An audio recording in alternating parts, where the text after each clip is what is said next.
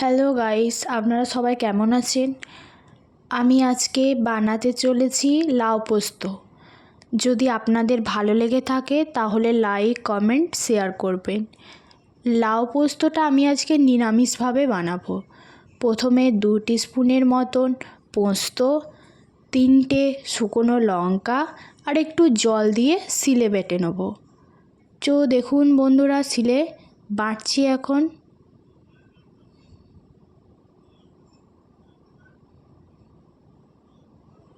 এরপর কড়াইতে সাদা তেলের মধ্যে 2টো শুকনো লঙ্কা, বড়ি দিয়ে আলু এবং লাউ দিয়ে একটু নাড়াচাড়া করে নিচ্ছি।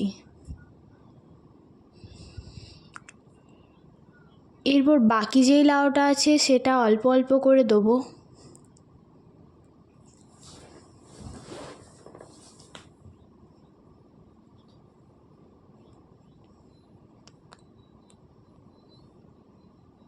এরপর সব লাউটা দিয়ে নাড়াচাড়া করে নেব একটু।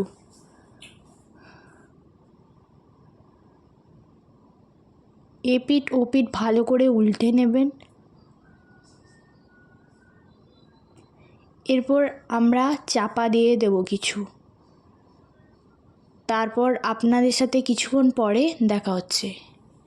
লাউটা পুরো সিদ্ধ হয়ে জল বেরিয়ে গেছে।